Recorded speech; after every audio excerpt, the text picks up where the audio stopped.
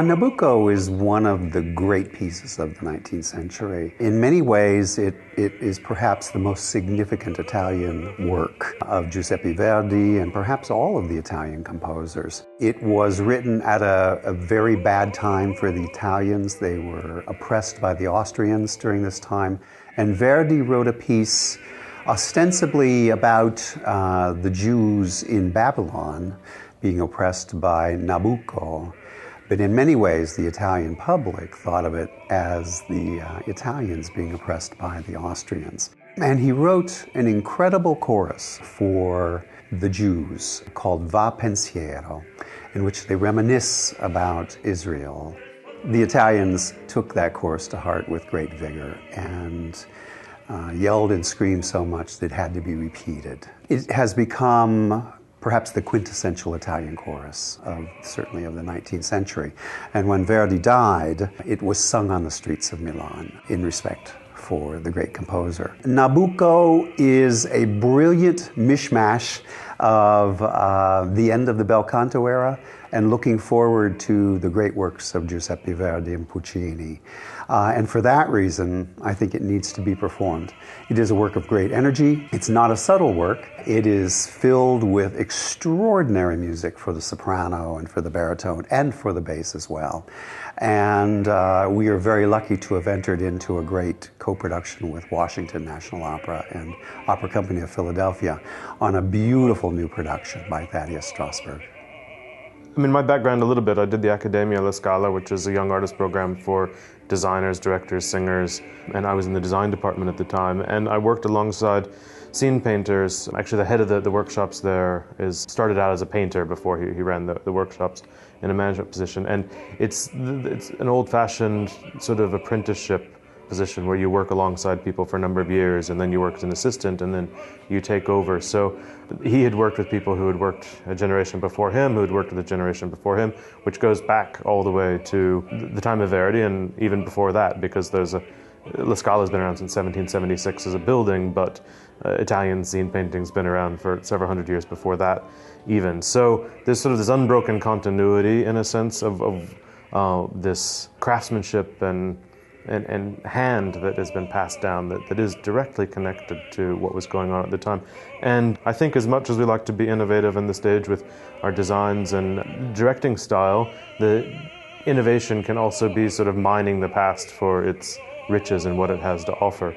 So when I was thinking about doing this piece and when I wanted to start setting it in the 1840s, I knew very quickly who I wanted to paint the scenery as well, and it's somebody who trained under the same person that I trained under, so it's all the sort of same umbrella of the same school.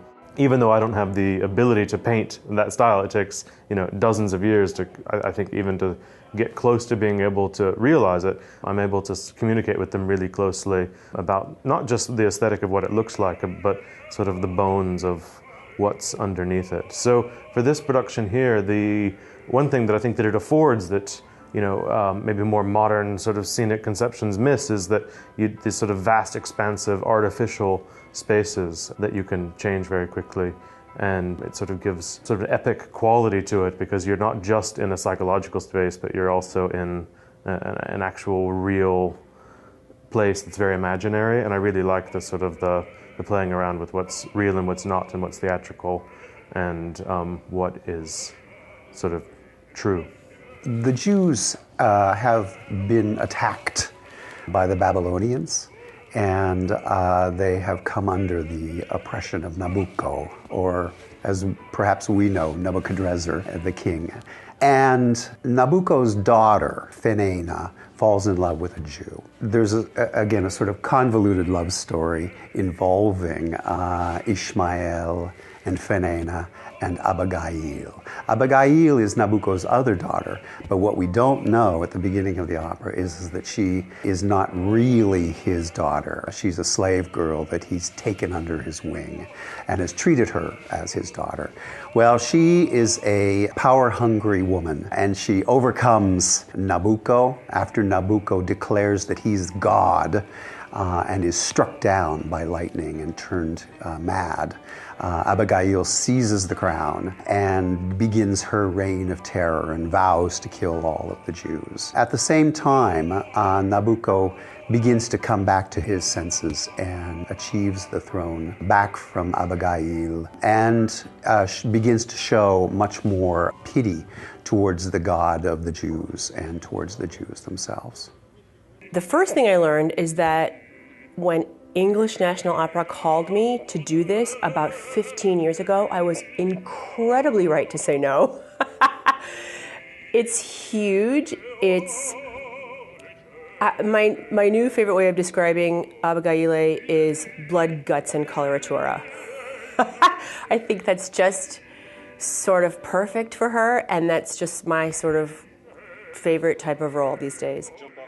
I learned that I was right about this, and that there are reasons that people wait to do this role. I also sang Odebella in Attila about a year ago, and it's in the same period, and it's very much a similar opera and role. And I had the same experience with that as I'm having with this, which is it requires not only a big vocal plan, which most operatic parts that I sing do, but it requires a cool head in the midst of screaming, in the midst of huge emotional issues. And I think that means you have to have lived a while. You have to have done opera for a while. It's not the kind of thing that would even vocally, if it suits a younger singer, it's just not the kind of thing that I think is appropriate, and I think most people would agree with that. It's the kind of opera that eats you if you're not really ready in all regards. So yes, I'm terrified because that part is true. But I'm also really excited because I think the timing is just right, and I'm happy to be doing it here because I feel very comfortable here, and I've sung here so many times, and I feel very supported, and I know the situation, and I know the theater and the orchestra and all those things that have an impact on one's final performance. Michael Christie is a real gem, and we're very lucky to have him. We've been searching for a very long time for a music director, and I'm very picky in my thoughts of what a music director is, what he or she should do with us. What first attracted me to Michael was his great joy in making music. With Michael, it's really all about the creation of art. It's not about Michael, the grand maestro or the maestro del mondo. It's all about working together in collaboration with the singers, with the orchestra and chorus, and his great joy in doing that. Verdi was writing at a time when a lot of things were shifting in music. We were going to be going into a much heavier style of music. And so the wonderful thing about Nabucco is it's sitting right on that edge. And so there are beautiful, grand moments that speak to a certain palette that was going to be coming very soon, which Verdi participated in himself. But on the other hand, it's early enough that we still have a certain freshness that we might, and a certain, I don't know, like an effervescence that we would associate with like a Rossini. And so the reason I think that this music speaks so clearly to people is that there's a great amount of transparency, even though we are depicting a tremendously deep emotions. But somehow there's this bubbling that happens, and I think it's easy to sit back and watch that unfold while this music is kind of is percolating beneath the emotion. I have people coming to this production from far and wide, many because they want to see Nabucco because it's not produced very often, many because they want to see me, but a lot of them are coming just because I have been such a yenta at screaming about how great this company is for decades now. What great work is done here, what a collegial atmosphere it is, how you can produce a wonderful product and have fun at the same time. I was just speaking to Michael Christie, the new music director, yesterday about it, and how that isn't the case in so many opera companies. How sad I think that is, because I don't think one can actually come up with a cohesive product without being in an ensemble of soloists. And that's what we usually have here, an ensemble of soloists. Emphasis on ensemble. Everybody's looking for playmates, I think, in this field. We all want to have the people that we want to be around and play together and try to achieve something artistically with. And I have found that pretty darn consistently here, and a handful of other companies, but I do think it's incredibly rare.